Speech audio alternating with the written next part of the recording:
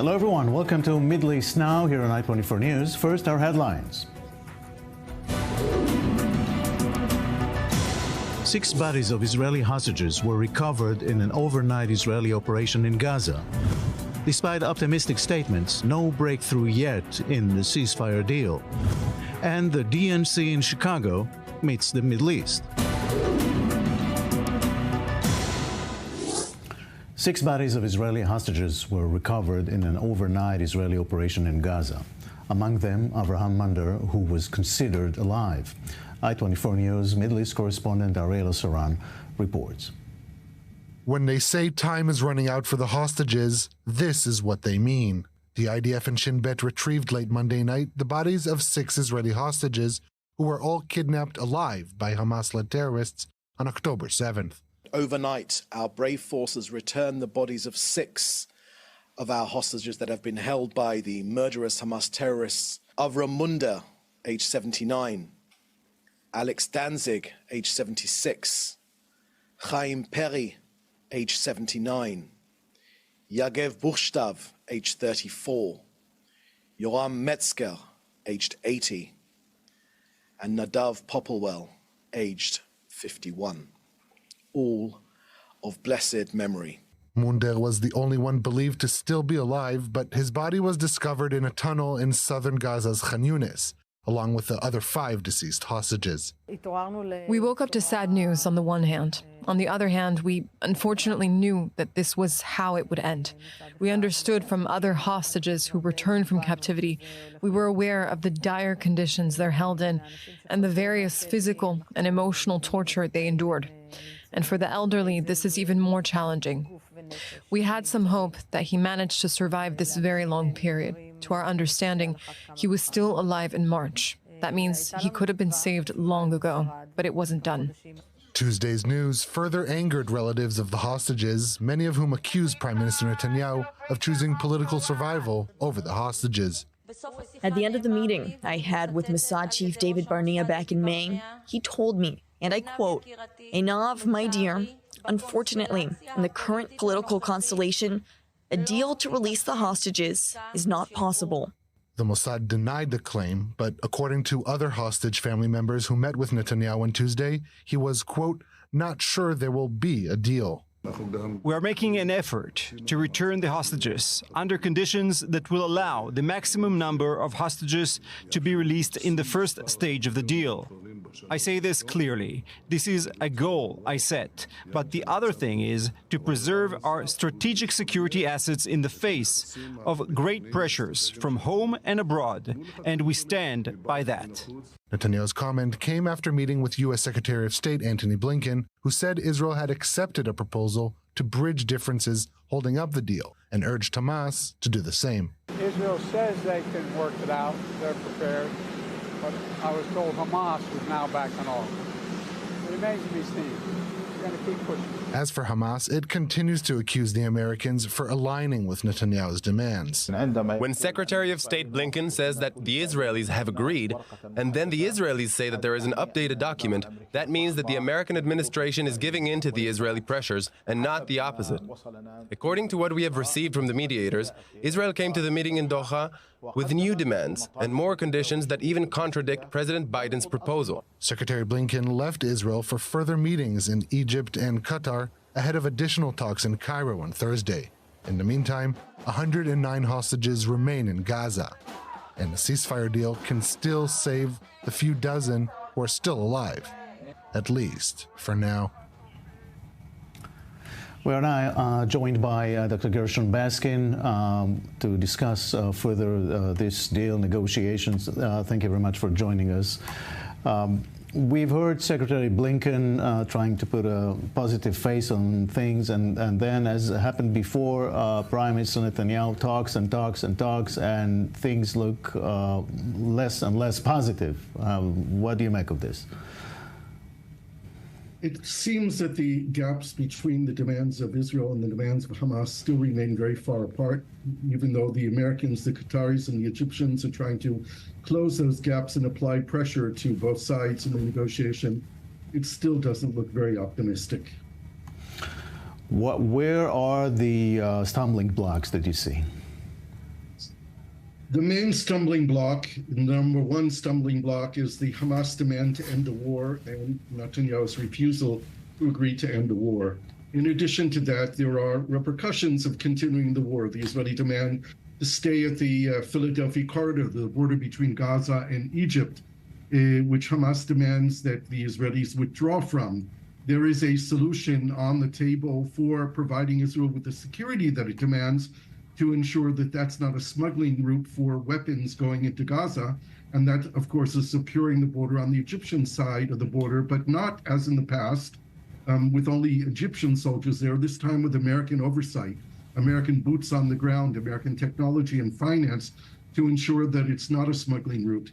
The other stumbling blocks is, of course, on the subject of Palestinian prisoners, both on the number of the prisoners to be released, on the identity of the prisoners to be released, and where they are released to. These are all issues that there's no agreement between Israel and Hamas. Any way you look at it, it doesn't look like a one-time deal. We're talking about a very long process. That can't be good. No, it can't be good. It is not good. And that's why from the very beginning of the war, I've said that Israel needs to take the initiative and put a deal on the table that Hamas wouldn't say no to. And that's what we need to do today. Hamas, I've been told by them, is willing to deal with all the hostages in Israel in exchange for a quick end to the war and Israeli withdrawal from Gaza. They also want a significant release of Palestinian prisoners who would go back to their homes. Israel needs to consider this very carefully because the war going on for more months is not good for Israel. We have an impending attack coming from Iran and Hezbollah that's right now on hold as a result of the negotiations going on. But should those negotiations break down entirely, we can expect the Iranians and the Hezbollah to attack us. That won't be a good attack for Israel. It'll be devastating, I'm quite sure. And this war needs to end because the suffering of everyone here in Israel and in Gaza is gone beyond what should be acceptable. We've crossed too many moral red lines here. Too many people have been killed. Too many lives have been destroyed. Too much damage has been done. And we still have more than 2 million people who are our neighbors in Gaza, who are living in squalor and famine, in disease, without homes, people living in tents and in the streets. This is not a good future for us. Dr. Gershon Baskin, I thank you very much. Thank you. Thank you. Here in the studio are Shiri Fein-Grossman and Avi Pazner. Thank you very much for joining us, both of you. Are we getting closer or not to a deal, Shiri? No, I don't think we are. I think that all the conditions that are set are not in our favor from a strategic point of view. What the strategic posture that it is currently is that actually, they put a lot of pressure on, not pressure, but they put a lot at stake on Hamas's side. It's actually Hamas's decision if to take the deal or not, and if he doesn't, then Iran can go ahead and attack Israel, which is something he wants. So the whole posturing, the way we structure this round, tying it to the Iranian attack is a complete mistake and just has, lack of any motivation by Hamas to take the deal and not even getting to the details that Dr. Baskin has spoken about. Yeah, Ambassador Pazner. Yes. I believe that you hear three music here, and the only optimistic one is the American one. Okay, not from the side of Israel and not from the side of the Hamas. There is an obvious push, or trying to push, on the part of America to try to get something, with two reluctant partners, each one for his own reasons.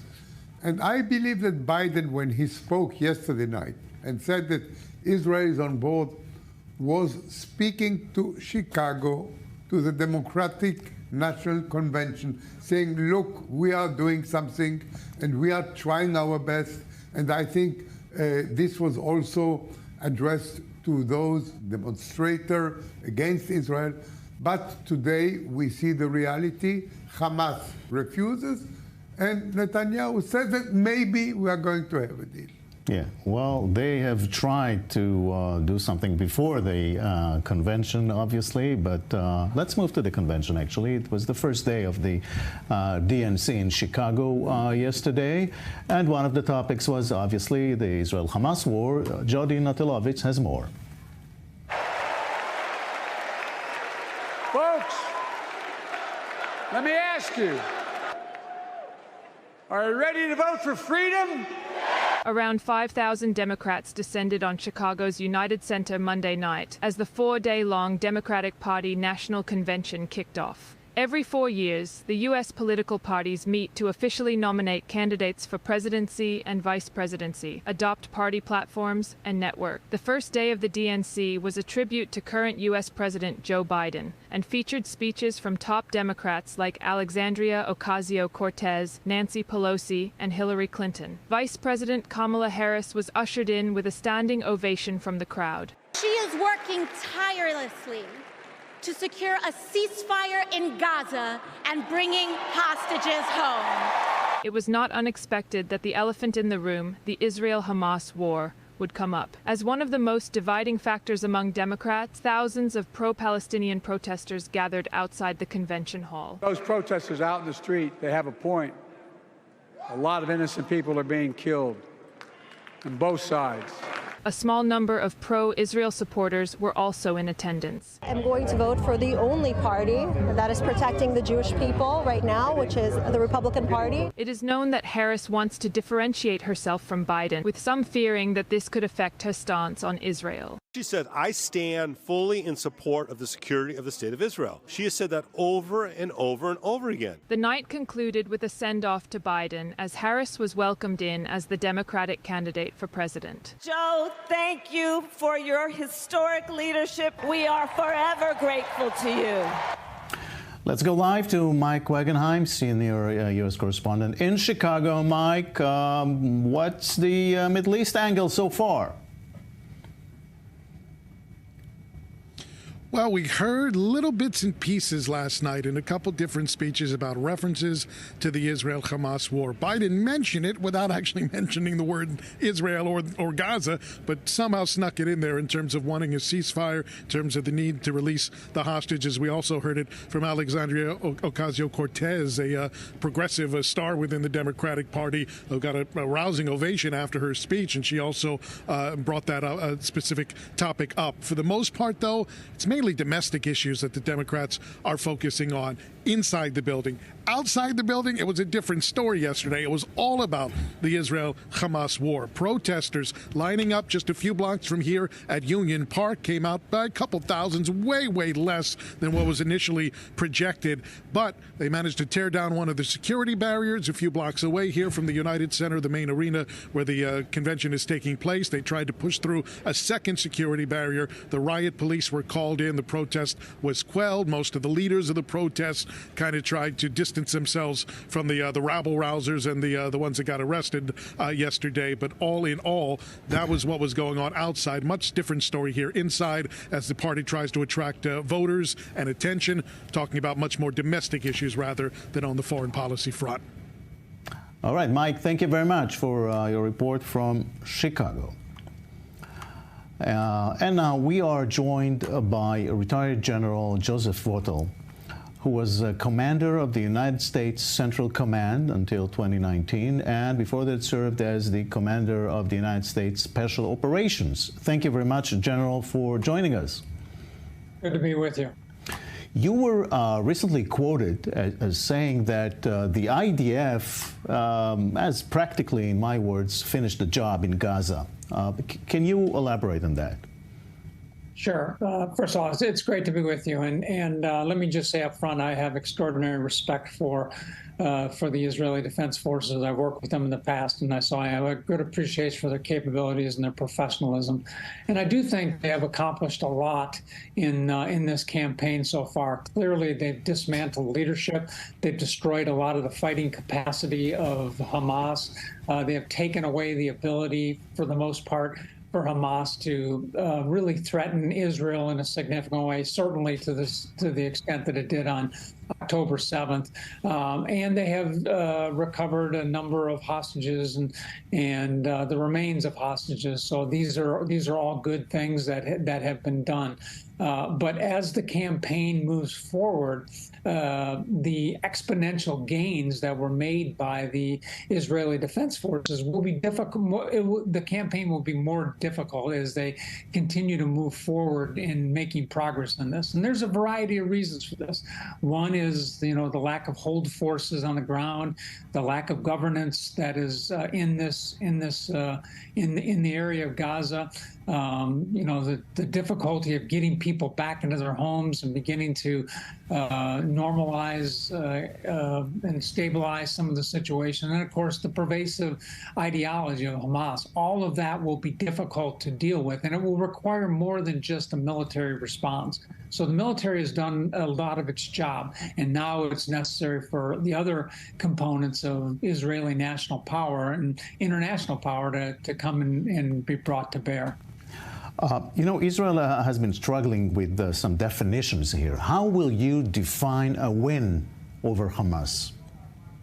Well, I think it's important for Israel to define the win here. Clearly, I think as Prime Minister Netanyahu highlighted early on, they have to remove the war-fighting, war-making capability of Hamas. That's been addressed to a large degree. They want to make sure that Hamas is not in a position where it can actually function as a governing entity. I think that has largely been accomplished, although there are still remnants there. And then, of course, they have to get the hostages back. So I think those three things are probably the right criteria, but ultimately it will be Israel, the leadership of Israel, that have to make a determination of whether they have accomplished that to a degree that allows them to move on to the next level of addressing the conflict and ultimately, bringing some resolution to this. There's a massive buildup of American forces in the Middle East right now as we speak to deter a wider conflict. Do you think Iran is deterred? Well, I think Iran is thinking very deliberately about the next steps, and I think a part of that has been the buildup of American forces in the region. I think another part of their considerations has to be how Israel will respond to an attack on them. Israel's decisive actions that we saw in April, their decisive actions that they have taken against the Houthis down in the port of Hodeidah and a variety of other things must be factored into this by the Iranians, and they have to expect that there will be a response. So whether we can make a determination whether they've been fully deterred or not, I think is probably up to some deliberation. But the fact of the matter is the combination of American military strength and deployments into the area combined with the willingness and the capabilities of the Israelis, I think, have caused them to think very, very hard about their next steps. Meanwhile, Iran is progressing towards nuclear capability.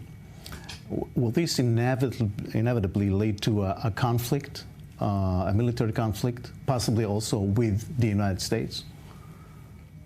Well, yeah, I think that it could possibly. I mean, this has been a long-term concern for the United States. And of course, you've seen from our government a variety of different approaches to this, from negotiation to economic pressure to military pressure to try to get Iran off of this track. So yes, it's a vital U.S. interest not to see further proliferation in the Middle East. So in the event that Iran develops a refined capability here, and they are very, very close, I think this will be a concern, and how that is addressed, hopefully through diplomacy and other means, and not necessarily through military activity, I think will be something that will obviously have to be addressed here in the future. But yes, I think we share similar concerns to the Israelis on this particular issue.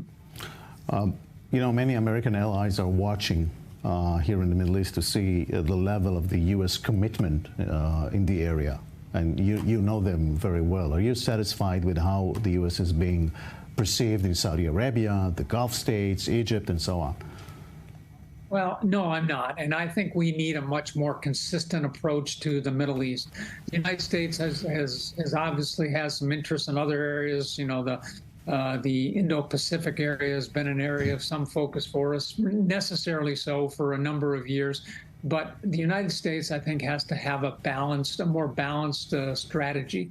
We can't continue to surge forces in and out of the Middle East. We have to recognize we have long-standing interests here, to include, an interest of helping preserve Israel that are going to go on for a long period of time. So we have to have a much more sustainable presence of military forces. We have to have a much more consistent policy that doesn't change between different administrations when they come into office, that continues to look at the interests, the long-standing interests we have in the region, and continues to protect them. So we have to be much more consistent. We have to do better at communicating that to the region, and we have to do better at demonstrating our consistency through this. And I think all of those things frustrate our partners in the Middle East. All right, General, I thank you very much. Good to be with you. Thank you. Back to the studio here. Ambassador Pazner, maybe the U.S. really needs to do a better job, says somebody who knows. But I respectfully disagree with the General about Gaza, saying that we have achieved all what we can militarily achieve. It's simply not correct. Look, we have entered Gaza 10 months ago. How many times did we have to enter Khan Yunis? 3 times. Jabalia, 4 times. Sejaiya, 2 times, 3 times. We have not yet completed the job. I regret that. I mean, I would have loved to be able to agree. Hamas is still there. And we have not yet achieved, if our goal is to take the control of Gaza away from Hamas, we have not yet achieved it. And if we leave now, and let's say, I am for what is called the day after. Let's say we bring in the Palestinian Authority. Hamas will eat them alive. Still, we have, to my great regret, I am the first to regret what I'm saying. We have not yet achieved our military aim in Gaza, and we have to achieve this aim. Sure. Yeah, I mean, I agree. I mean, what he said about the government power of Hamas in Gaza is incorrect. He still governs Gaza. We see the idea of trying to disassemble that every day. And if we let, if we agree to have some kind of force come in, it's gonna, encounter Hamas operatives, and we see reports every day about Hamas killing, executing people that he suspects are cooperating with Israel. We see all kinds of actions they're doing on the ground. So I think it's at least to be honest and to say we're not there yet. I mean, I understand. I feel like this position is coming from a political standpoint that we need to finish the war in Gaza. It serves American interests. It serves Qatari interests, Emiratis' interests, and Saudis' interests. I understand that, but I think we should be honest and saying if we finish now, we don't finish the job. We might need to do it to get to release the hostages and to concentrate on the threat we have that Hezbollah and Iran poses. But don't say that it's because we finished the job in Gaza. So when do you finish the job? Until the last Hamas person is dead? You will never get the last Hamas. But when you have destroyed the infrastructure of Hamas, when they are not able to regroup, every time you leave a place, they regroup. So something has to be done about that.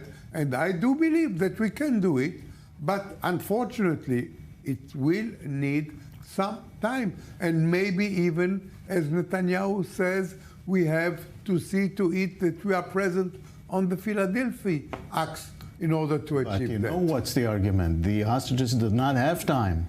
You are absolutely right. There is here an incapacity of interest. We have to get the hostages out as fast as we can. Look what happened today. Today we got 6 bodies. We don't want more bodies. We want hostages alive. And there is a contradiction here between our military aim, which I think we have to achieve, and also taking out the hostages. Somebody has to take a decision. Are they able to take a decision? I think they did take a decision, they just didn't tell the public about it. I think it's obvious they're preferring the military objective over getting the hostages back. I don't think they're willing to pay the price needed for the military objective in the time being. I think the sequences that the Israeli government is seeing is different than what we should see. We should see a longer range of time. We should get the hostages back now and deal later with dismantling Hamas with the help of our allies in the region. And that's really the way we get to our strategic objective. Unfortunately, we lack a little bit of strategic vision in the government. A little bit. Too much politics and too less strategic thinking. Yeah. Some say that maybe the hostages issue should have been resolved way before. Yes, you know that when we made the first hostage exchange back in November, those were good terms.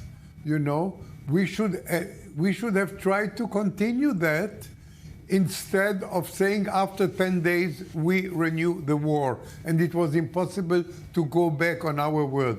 It was how much we liberated three, even not terrorists, 3 women and children for each hostage we got. It was a very good deal. Yeah. We should have continued it. We'll take a break now. Thank you both. And when we come back, the latest from the war between Israel and Hezbollah. In a moment.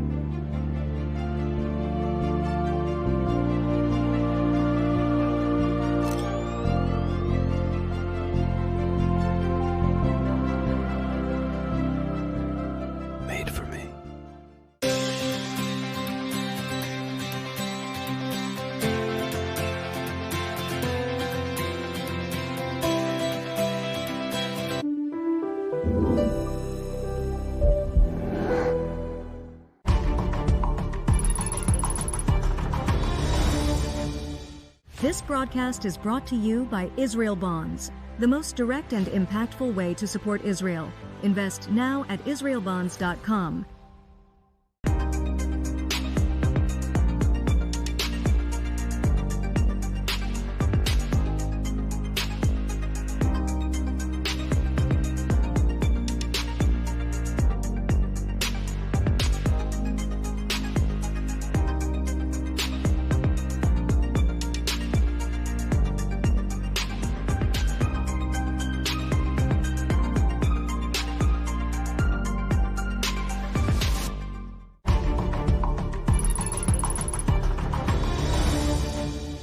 This broadcast is brought to you by Israel Bonds, the most direct and impactful way to support Israel. Invest now at israelbonds.com.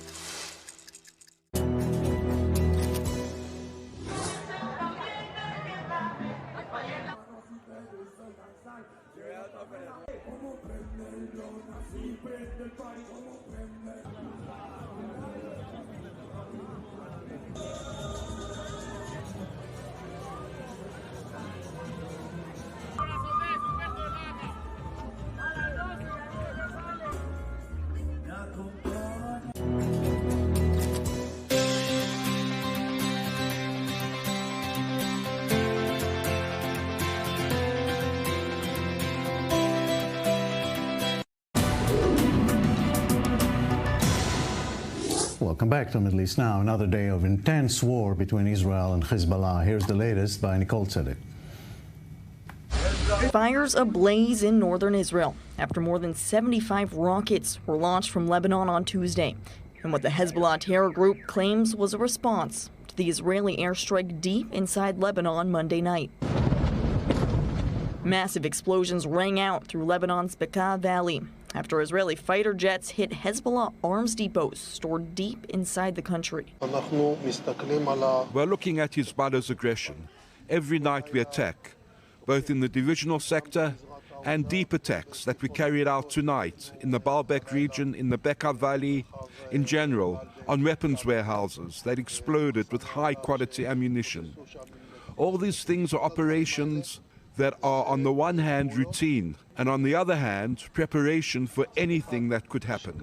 Meanwhile, Hezbollah says they can strike deep inside Israel too. In their latest propaganda video, the terror group appears to show an explosive drone targeting power lines used for IDF intelligence devices. The latest video comes as Hezbollah is still vowing a strong response to the killing of top commander Fouad Shukr in Beirut last month. And that long-awaited response could be coming soon. According to Lebanese media, now that Hamas opposes the latest ceasefire proposal in Gaza, Hezbollah could view it as the all-clear to carry out its pledged retaliatory attack. And in the meantime, Hezbollah says the waiting game is all part of the psychological warfare they're trying to inflict on Israelis.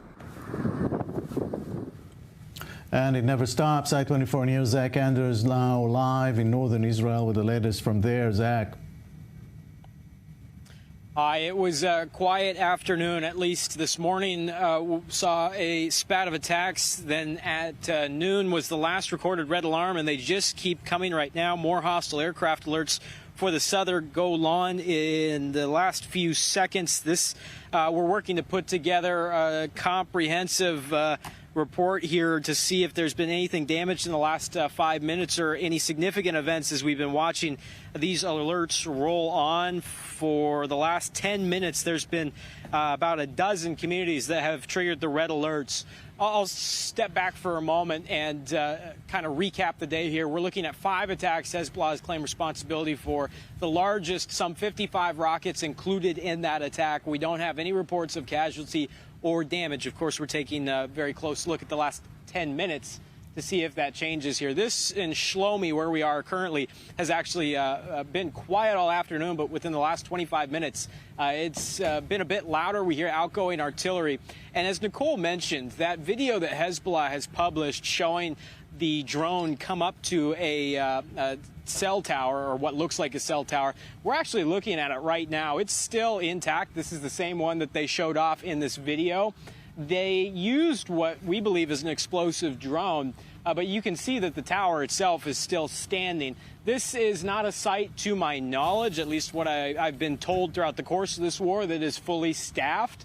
Because of this conflict, the IDF forces that would normally be situated there are no longer, because of the threat that has persisted being right there on the border. Now, at about 6:20 this afternoon, we saw a single, what appeared to be a single Iron Dome interceptor missile zoom over our heads right to that border and explode right above the border fence. No alarms triggered, no information about what that was, and it didn't look like there was any significant fall of debris as we watched it live. So, again, this is a very active border here, all up and down across from the Golan here to the Western Galilee. Continues to see this these cross-border attacks. But again, we are going to pay really close attention to the last 10 minutes because we are on the opposite side. We're here in Shlomi in the Western Galilee, and the latest reports are coming from the Golan. About a dozen red alarms triggered by hostile aircraft. More than likely these drones, actually there are always these drone alerts that come across, but listed as a hostile aircraft intrusion. So we'll keep on that, and I'm expecting we'll probably get some significant updates here in the next half hour or so. Right, I see sirens all the time there. Thank you very much, Zach. We may get back to you later.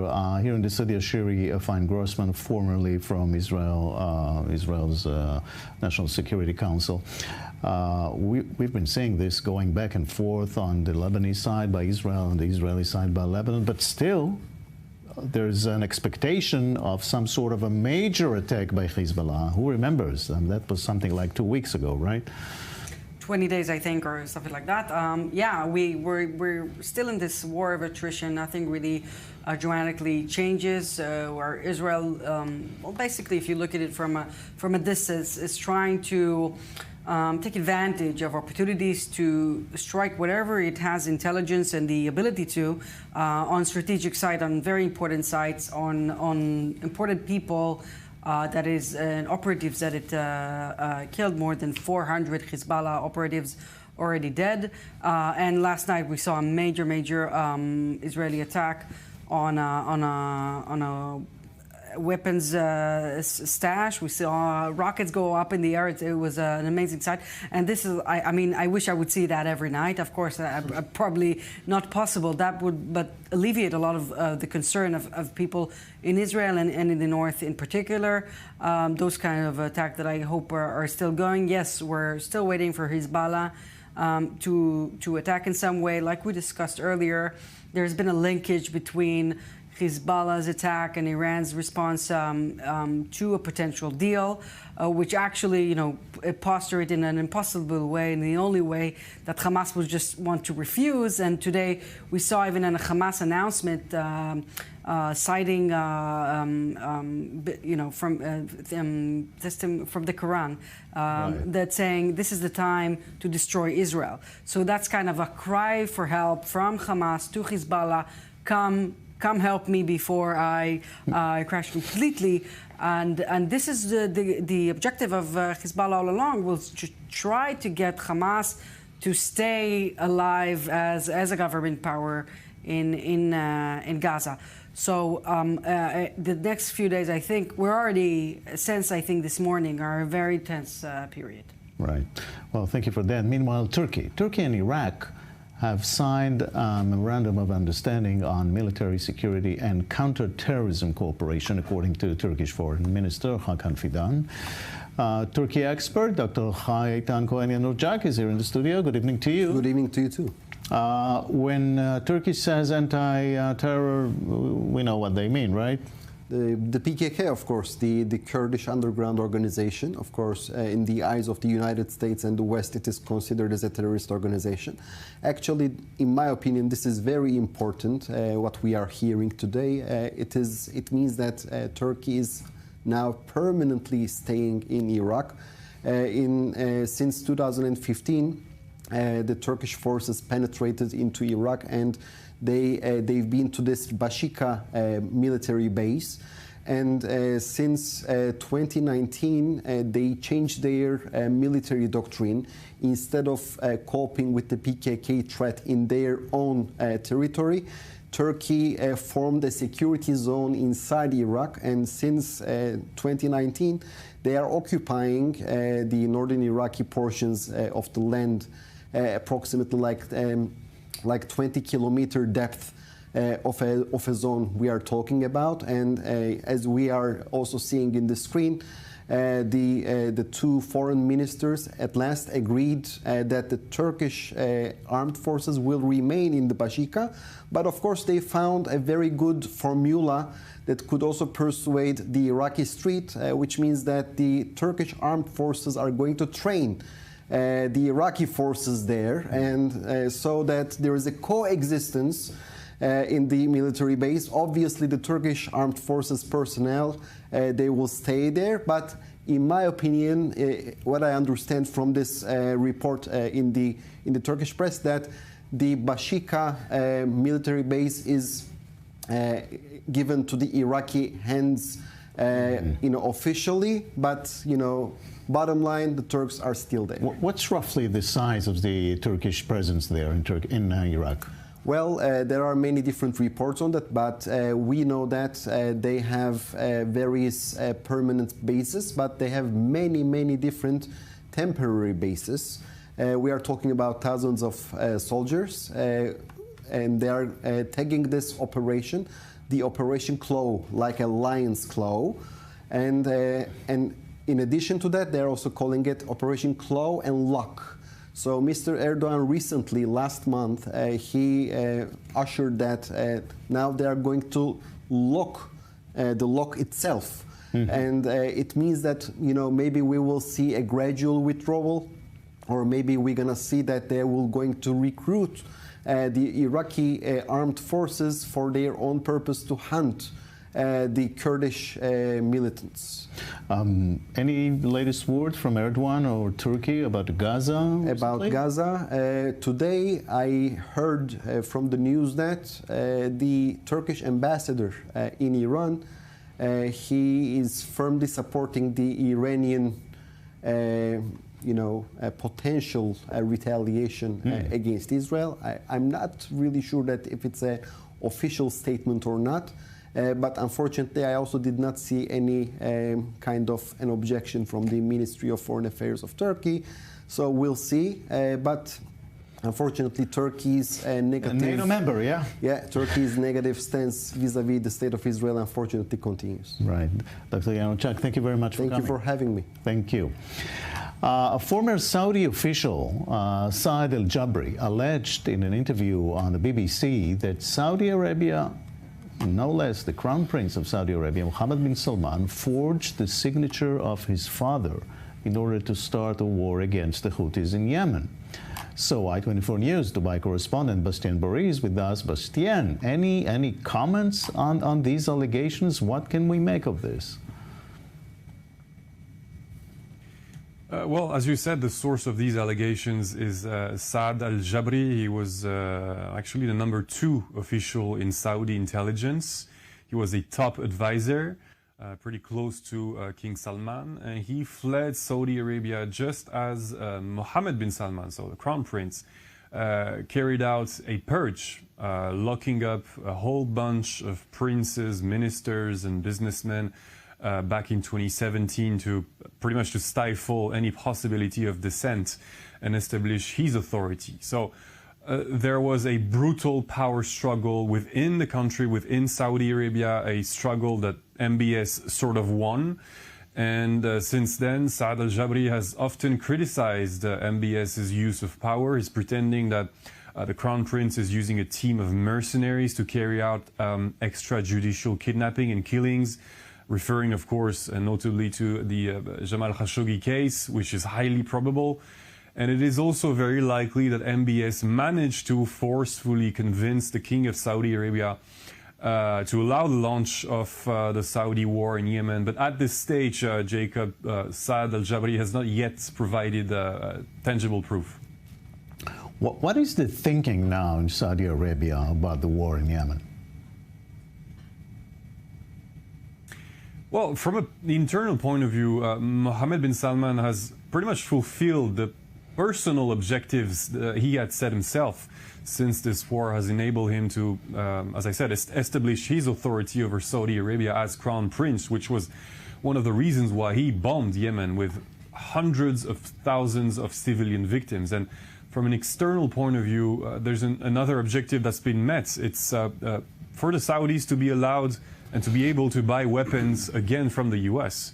The Americans had been refusing to sell armament to Saudi Arabia for years under Biden's mandate as a sign of their displeasure at the casualties caused by all these years of Saudi bombing. And since the war in Yemen has now largely subsided in terms of intensity, Riyadh is once again allowed to buy American weapons as if nothing happened. So they still see challenges, a lot of challenges there for them, the Saudi Arabians.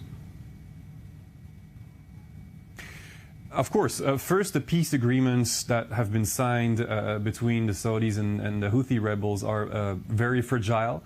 And that's what we're witnessing, notably with this war in Gaza. The Houthis do not hesitate to violate Saudi airspace, to strike Israel, and Iran does not hesitate to keep using the Houthis as troublemakers in the Red Sea. And the second challenge, or another challenge, is that there are a whole host of Yemeni islands that are being exploited militarily by the Emiratis in the Gulf of Aden off the Saudi coast. And Riyadh is very unhappy about that. The UAE deployed and is still deploying hundreds of troops, a military arsenal, and agents on these islands to have a grip on one of the world's busiest maritime corridors. Whoever controls this area holds strategic influence over the region, not to mention that the UAE has Washington's backing, since it is a way for the Americans to delegate part of the region's security to Abu Dhabi. And the Saudis are firmly opposed because they don't want the UAE to have a stranglehold so close to the Saudi coast, which highlights the fact that yes, the UAE and Saudi Arabia can be aligned on a number of issues, but they're also firmly opposed on a number of others. All right, Bastian Boré in Dubai, thank you very much. Now, Or Levy is here in the studio to talk some football. Good evening to you. Good evening, Yaakov. How are you? All right. So there's a middle of war in the Middle East right now, and for foreign footballers to come over, it's quite tough, but not for everybody. So give us the difference. Yeah, it's amazing, really astonishing times in Middle Eastern transfer market in the football field, because here in Israel, it's very difficult to attract foreign players to come and play in the league in the current situation. That practically the country is waiting for a response of Iran to Ismaili assassination, while in the same time in Iran, the Persian Gulf Pro League is experiencing the best summer in terms of foreign talent that is coming to Iran. And we are talking about not only the two big clubs like Esteghlal Tehran, Persepolis, we are talking about all over the league. Also Sepahan from Isfahan signed Steven Nzonzi, world champion with France in 2018 in Russia. And he's now he landed a couple of days ago in Isfahan. Yesterday went through the medicals and now practicing with the team. He played for Sevilla, played for Roma, a big name like ever before arrived in the Iranian football. And it's interesting, why does it take place now, while we are on the verge of I would say, a regional war in the Middle East between Israel, involving also Iran, the US, maybe the Saudis. Let me offer a reply.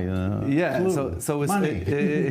exactly. But how come? Because we know Iran is suffering from big sanctions all these years. So currently Iranian football is going through a privatization process. Another few sectors in the country are going through this process, which allow Iranian teams to attract better footballers. But it's not only coming due to this shift in the Iranian economy, also as a response to everything that is taking place in Saudi Arabia in the past 2 years, highly investing in football, and also foreign players. And we're talking about international players, Steven Nzonzi, Gael Kakota, other big names, thinking that maybe they can go and shine in Iranian league now, and maybe a Saudi team would see them and attract them a little bit later. But it's very interesting to see how the market delves and how it reacts. I would say a mirror effect of the current turmoil on Israel and Iran from the two sides. Do you have numbers of money? Of money, yes, of course. So basically, Steven Nzonzi will enjoy 1.8 million euros per season for Sepahan in his fan. Not one of the biggest teams. I would rank her among the top 4 or the top 5 of Iranian football. So we are seeing also that the amounts are growing, and in normal days, Iranian league didn't attract foreigners at all in the past, I would say, 3 years. They based on local talent, and now we're seeing something completely different. All right, now you have some details about a very far away World Cup, but it's interesting. Yeah, it's a far away, but actually it's very close, and it's very related to Israel as well. And what we discussed, you discussed with Bastian Boré just before the sports segment, Saudi Arabia handed in the program to hold the 2034 World Cup in Saudi Arabia. So it's going to be a very interesting event, as the Saudis are 10 years from now. They know it's going to be an interesting event. Yaakov, they need to build 8 new stadiums, 1 new city, refurbish 2 existing stadiums, and creating 4 more in different circumstances. It's very interesting because it's all part of Mohammed bin Salman 2030 vision that is also related to the war in Yemen, to the war in Gaza, and also the way he views and how the kingdom views the relationship with Israel and the normalization process that was stopped due to the war in Gaza, and how it will delve in, because his aspiration, and I think, in 2034, will to show that Saudi Arabia is the center of the Middle East. It's also balancing the region. It can connect Israel and Iran in terms of a global event that takes place in the region. And I think that, I think that Saudi will use the event of the World Cup and hosting it, which, if we heard about the preparations for Qatar 2022 for many years, we're going to hear a lot about this, but they will use it as a political tool also to put some interesting moves here in the region between the different nations. What kind of details do you have? What are they planning?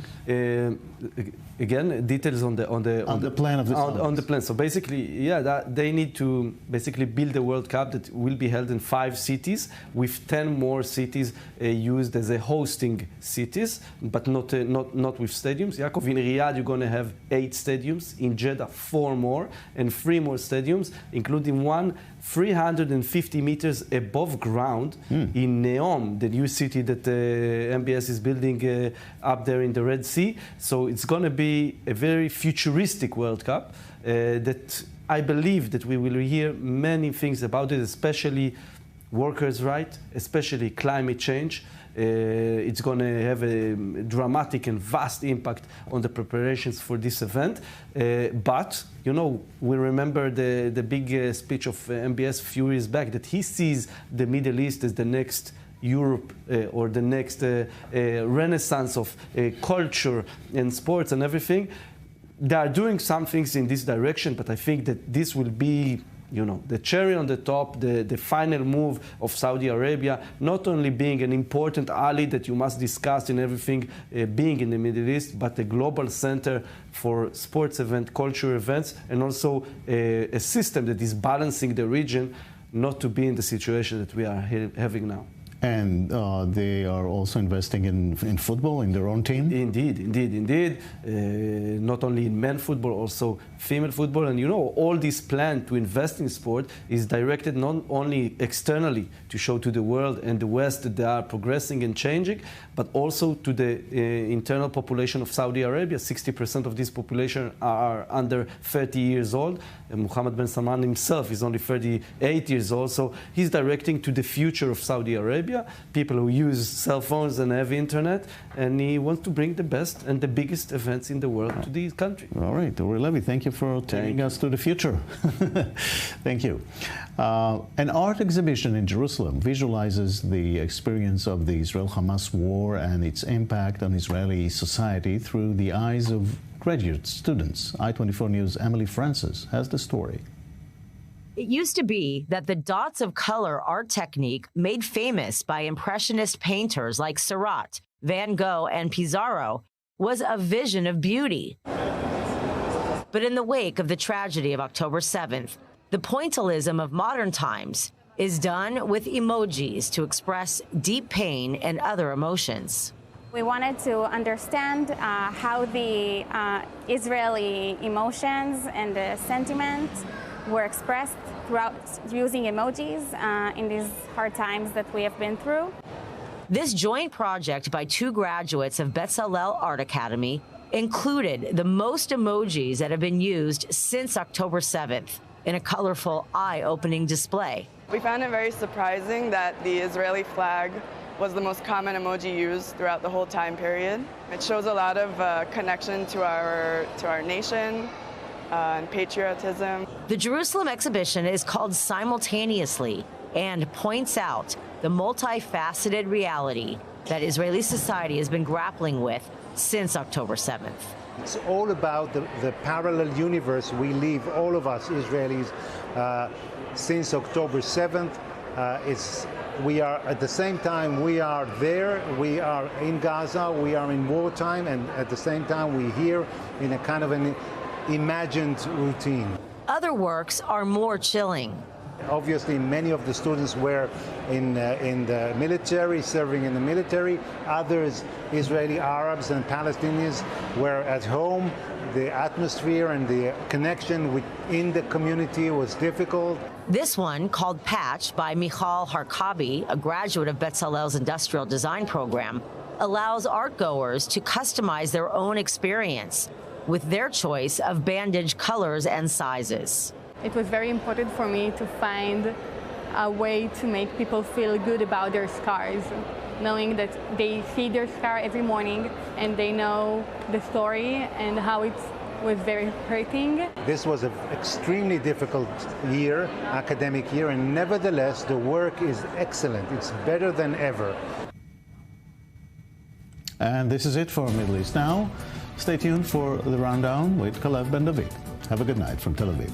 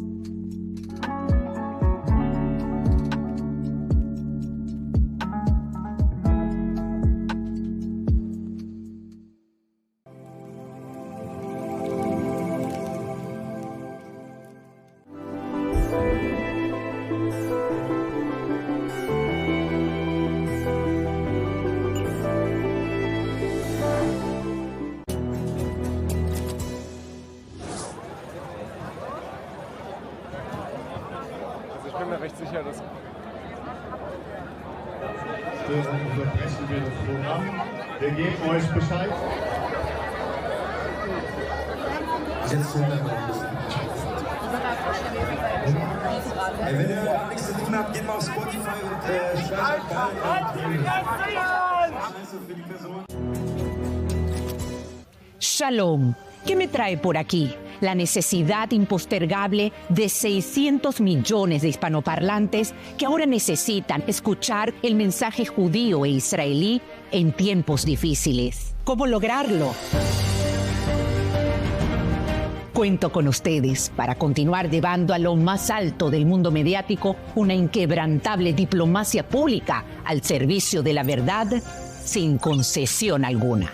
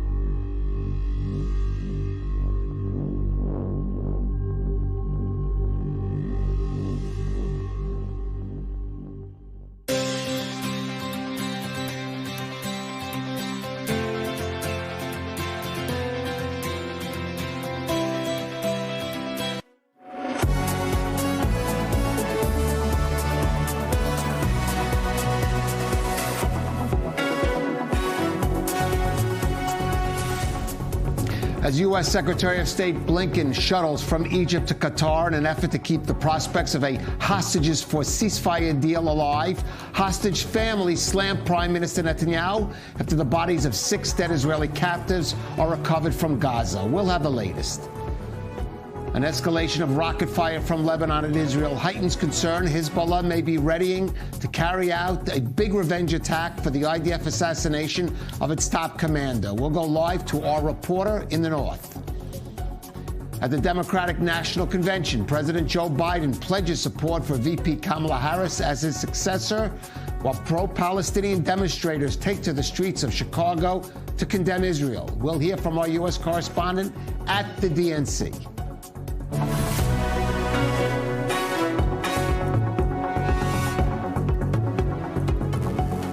This is the Rundown on I-24 News. I'm Kalev Ben-David. U.S. Secretary of State Antony Blinken is heading from Egypt to Qatar, shuttling between Mideast countries as he tries to keep the hope of a hostage release for Gaza ceasefire deal alive. But the prospects for reaching an agreement look increasingly cloudy. Hamas accused the U.S. of changing up the original terms presented for the deal for ones more favorable to Israel, casting doubt on its acceptance. And though Blinken says Israel accepts the current proposal, Prime Minister Benjamin Netanyahu is under renewed fire from the hostage families, following the IDF's retrieval from Gaza of the bodies of 6 of the captives, and comments that they say cast doubt on the premier's willingness to go through with a deal. Our Middle East correspondent Ariel Osran has all the details. When they say time is running out for the hostages, this is what they mean. The IDF and Shin Bet retrieved late Monday night the bodies of 6 Israeli hostages who were all kidnapped alive by Hamas-led terrorists on October 7th. Overnight, our brave forces returned the bodies of 6 of our hostages that have been held by the murderous Hamas terrorists: Avram Munda, age 79, Alex Danzig, age 76, Chaim Peri, age 79, Yagev Buchstav, age 34, Yoram Metzger, aged 80, and Nadav Popplewell, aged 51, all of blessed memory. Munder was the only one believed to still be alive, but his body was discovered in a tunnel in southern Gaza's Khan Yunis, along with the other 5 deceased hostages. We woke up to sad news on the one hand. On the other hand, we unfortunately knew that this was how it would end. We understood from other hostages who returned from captivity. We were aware of the dire conditions they're held in and the various physical and emotional torture they endured. And for the elderly, this is even more challenging. We had some hope that he managed to survive this very long period. To our understanding, he was still alive in March. That means he could have been saved long ago, but it wasn't done. Tuesday's news further angered relatives of the hostages, many of whom accused Prime Minister Netanyahu of choosing political survival over the hostages. At the end of the meeting I had with Mossad Chief David Barnea back in May, he told me, and I quote, "Einav, my dear, unfortunately, in the current political constellation, a deal to release the hostages is not possible." The Mossad denied the claim, but according to other hostage family members who met with Netanyahu on Tuesday, he was, quote, not sure there will be a deal.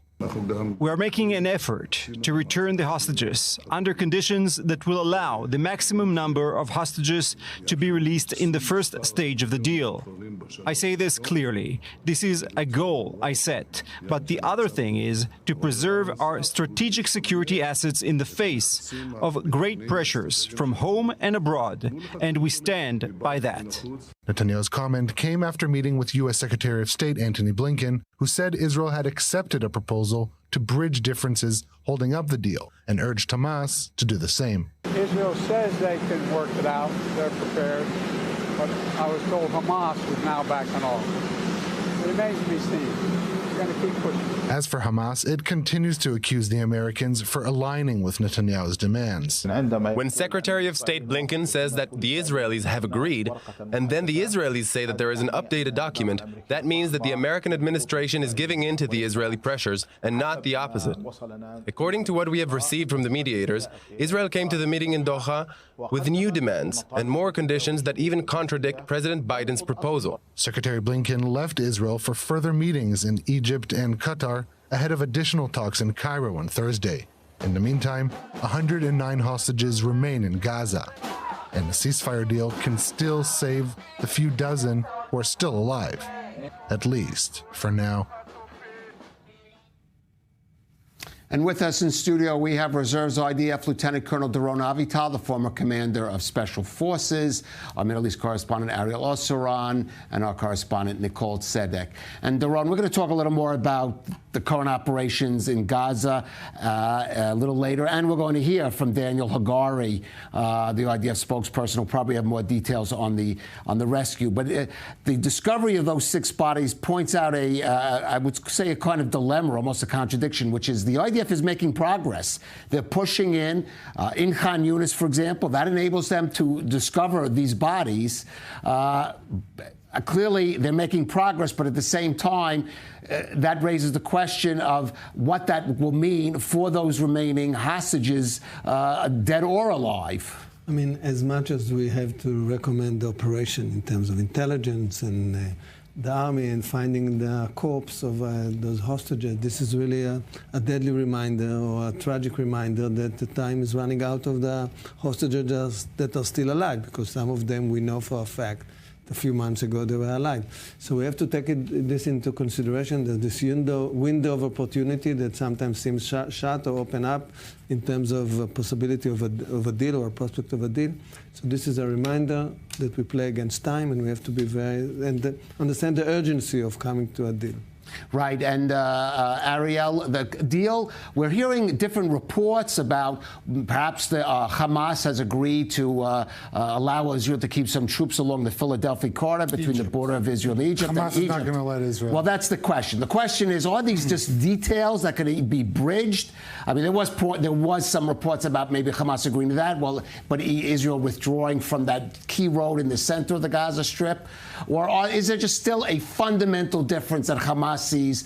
It just wants an end to this war, an end to Israel's war, which is something the government, probably any Israeli government, would not agree to. Hamas's primary goal is to stay in power. But just before that, I just want to note that the area that the IDF operated and uncovered the tunnels is an area that it already left. And it entered the area following the interrogation of Hamas and Palestinian Islamic Jihad terrorists that it managed to obtain, to arrest, interrogate them, and it was an intelligence-based operation, like most of these operations, because the IDF forces aren't currently based there, but they have entered there on Friday, took control, and only on Sunday did they begin this operation. But as for Hamas, Hamas finds itself pretty much isolated at this point in time, given the fact that following the Doha talks, the joint statement of the 3 mediators very clearly stated that this is an American proposal, but that both Qatari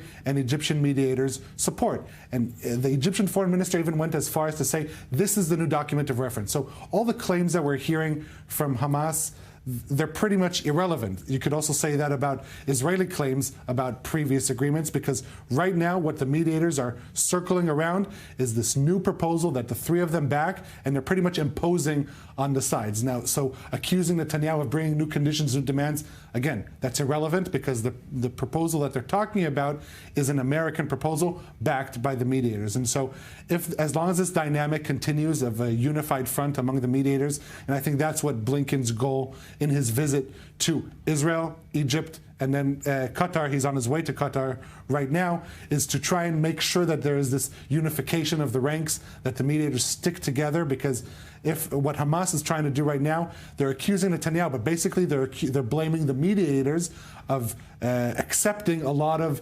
conditions. Well, specifically the U.S. Israel. When you say blaming the mediators, it's specifically the U.S. Yes, but Egypt and Qatar say they support this proposal. So it's by the U.S. taking point, they're trying to take all the heat but Egypt and Qatar are there at the same time. And given that reality, I think we should make a distinction between public statements that are made by politicians, whether they're Israeli, Egyptian, and Qatari, or American for that respect, and what is going on in the negotiating room. And based on that, we saw the statement, the joint statement, which was very positive. Based on that, we heard the statement by the Egyptian foreign minister again that this is the proposal, the only relevant proposal. That's not what Hamas is saying. Hamas is trying to keep previous proposals alive. And I think as long as the mediators stay united, they will further isolate Hamas. Coming the next round of talks in Cairo Thursday, Friday, it'll be very interesting to see if Israel and Egypt can bridge the gaps regarding the Philadelphia corridor. I don't think we should put too much weight in what we're hearing coming out from Egypt in this point in time, but rather wait to see what the results are from what really matters, and that's the talks in Cairo on Thursday and Friday. Right. And Nicole, certainly the Biden administration would be more comfortable putting the onus for if these talks fail more on Hamas than Israel. But of course, what we're seeing right now. Right. But of course, what President Biden and Vice President Kamala Harris especially want to see is a deal reached. And if they can do it this week or in the days during or right after the Democratic National Convention, no coincidence this is going on, that is something they would really want to see going into the fall election. Absolutely. If they can actually get this nailed down and this ceasefire finally coming to fruition, this is huge for the Democratic Party in general, and especially the timing of this as they are at the Democratic National Convention. This is why we are seeing some of this major push as well. Granted, also it comes just with the regional instability that we're facing here in the Middle East. But the United States is taking also advantage of that because as they say that the regional instability is happening here in the Middle East, we're going to send U.S. Secretary of State Antony Blinken to try and calm the tensions while pushing this ceasefire deal through. And all the meanwhile, back in the United States, if something like this does come to fruition, we are all going to be in the same corridors, in the same room, where we can really show that the Democratic Party was able to make this happen with Biden and Kamala Harris. You can be sure that if it does happen, they will be very thankful about the timing. Right. And Doron, we should note Mossad, the Prime Minister's office, denying some of these accounts coming out of the Hostage Families Forum. But Prime Minister Netanyahu, again, feeling on the defense of that, meeting with hostage family members from groups that support his position on the Gaza war. But again, another moment of truth for the Prime Minister. Yeah. We can't avoid the fact that in some sense the hostage deal became politicized in the context of the Israeli politics. We see with whom does he talk about the Philadelphia route corridor and the Netzarim corridor as a sort of a condition that where IDF must stay in some sense. So we can't avoid that. I think there is some gap or some wedge between the way the negotiation team headed by Nitzan Alon, the head of the Mossad, and the head of the Shabak, and Bibi, or the political echelon. I want to believe, and we shouldn't forget it, in the end it's our interest, the hostage deal. I mean, I give respect to the Democratic Party, I give respect to whatever other interests are involved. There's a real interest for us to achieve this goal, given the fact that we discover more and more of our hostages dead. I hope he would have the courage and he will have the political will, and he will have, of course, the backing from the opposition. If he would have a problem, maybe with Ben Gvir and Smotrich to follow up a deal. But of course, we need to wait to Hamas. There's a few things here, and I think Hamas won't accept any deal in which there's still presence of the IDF in Gaza. That would be for sure. And then some guarantees to the initiation of the war again, if it comes about. Those seem to be the key sticking points, and we'll see if there's any way those can be overcome. I just want to say there are air raid sirens going off in northern Israel. There have been during much of this day, over 75 instances. We're going to be going up north for an update on those. But let's stay focused still on Gaza, because amid the discussions over a possible hostages for ceasefire deal, the IDF is carrying on its operations there against Hamas and those other terror groups. Now, the Army is saying today that over 40 terrorists were taken out in close combat and by airstrikes in the Tel al-Sultan quarter of Rafah. The IDF has also been carrying out targeted raids in Khan Yunis and other areas in central Gaza, dismantling military infrastructure there, including launching sites of rockets recently fired into Israel. Meanwhile, in Gaza City, an IDF airstrike was carried out on yet another school building. This is the Mustafa Khalft school compound, which was being used by Hamas as a command and control center. The army saying here, quote, numerous steps were taken to mitigate the risk of harming civilians, including the use of precision munitions, aerial surveillance, and additional intelligence. I just want to say it does seem, Doron, in that case, the IDF getting ahead of the media coming out of Gaza and saying this was a school building, we did strike it, and it was being used as a Hamas terror center. At this stage of the war, every military step that we take has to be already protected or covered by this legal, or I wouldn't call it PR, but some kind of public diplomacy. Yeah, public diplomacy, because this is part of the arena in which we fight through, and this is the way the IDF operated right now, and I think it's important. I will just say that mentioning that this was used as a command center in a written statement, that's one thing, but what would help Israel more in the international arena is providing a little more tangible evidence. And this is something that in most of these cases, it doesn't provide. And you know, times before when sometimes it does, but usually there's a gap afterwards, and that allows the foreign media to continuously ignore and opt automatically, God knows why, to Hamas's account of things rather than the IDF that does make an effort to provide or to state that it was used. But I think in terms of providing intelligence or providing evidence for the public, that is something that the IDF can improve. The former IDF spokesperson, Jonathan Conricus, just last week in the studio said the Army has to be more timely in getting that information out in real time. Timely and credible. All timely, yes, of course. Now, as we mentioned, sirens have been blaring throughout the day in northern Israel as Hezbollah fired more than 75 rockets throughout the day in response to an Israeli strike on a weapons depot in Lebanon. Now, this all comes as Israel remains still on high alert for that vowed retaliation from Hezbollah and from its sponsor Iran following last month's killing of a top commander in Beirut and, of course, the Hamas leader Khania in Tehran. Nicole Tzedek has more in this report. Fires ablaze in northern Israel after more than 75 rockets were launched from Lebanon on Tuesday, and what the Hezbollah terror group claims was a response to the Israeli airstrike deep inside Lebanon Monday night.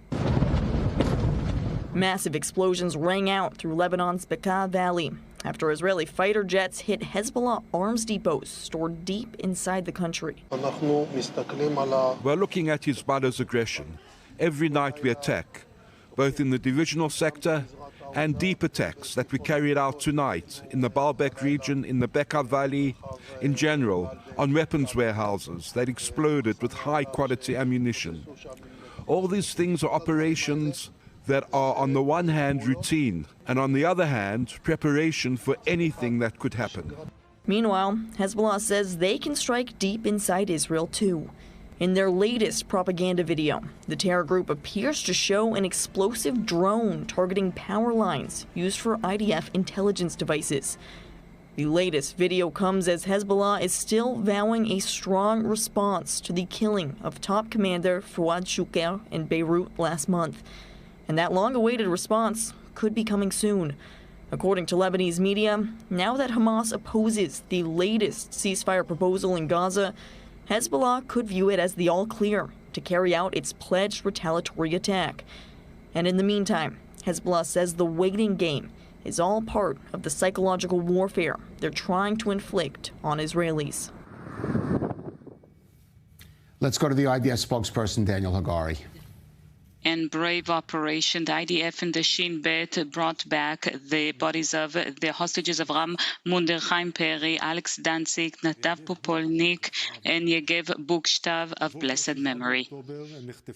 On the morning of October 7th, they were abducted while still alive by the Hamas terror organization from their homes in the kibbutzim near Oz and Nirim, and were killed as they were cruelly held in Hamas captivity. The circumstances of the death of the six while being hostages are being researched and debriefed. When we have findings, we will present them to the families and then to the public. Avraham, 79 years old, who fought courageously in the wars of the State of Israel and then founded his home in the Western Negev in Kibbutz Nir Oz. He was abducted from Kfar Aza while his family was also abducted. His wife, Ruti, his daughter, and his grandson were all abducted and brought back in the deal in November. His son, Ro'i, of blessed memory, was murdered in the massacre of October 7th.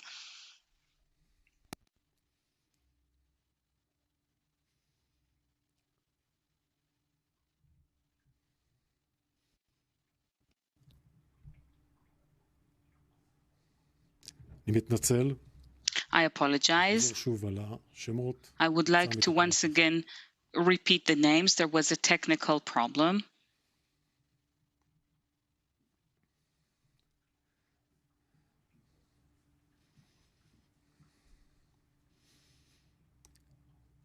Avraham, who was 79 years old, fought bravely in the wars of Israel and founded his home in the Western Negev in Kibbutz Nir Oz. Avraham was abducted to Gaza while his family was also being abducted. His wife Ruti, his daughter Keren, and his only grandson, 9-year-old Ohad, who returned from captivity during November during the hostage exchange. His son Ro'i was brutally murdered in the massacre of October 7th. Chaim was 79 years old, a sculptor and an artist from Kibbutz Nir Oz. His wife Osnat was the chairwoman of the kibbutz, and she was rescued on that morning thanks to Chaim's resourcefulness, who saved her life.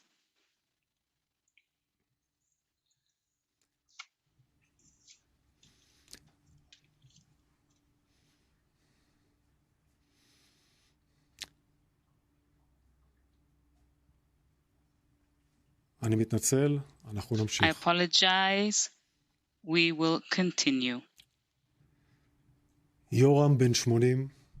Yoram was 80 years old. He formerly served in the security forces and member of Kibbutz Nir Oz. He was abducted on the morning of October 7th along with his wife Tamar, who was released in the hostage deal, and they have 3 children. Alex, 79 years old, an Israeli historian. He was born in Poland to parents who were Holocaust survivors, and after making Aliyah to Israel, he joined HaShomer HaTzair, served in the IDF, and started his family in Nir Oz. Avraham, Chaim, Yoram, and Alex are the founders of Kibbutz Nir Oz, the salt of the earth, and they were abducted from their homes and from their communities. We would like to extend our support and condolences to their families and the entire community of Nir Oz. Nadav was 51 years old, a member of Kibbutz Nirim. He was abducted from the safe room in his home along with his mother, Hannah Perry, who was released after 49 days in captivity. His older brother, Ro'i, of blessed memory,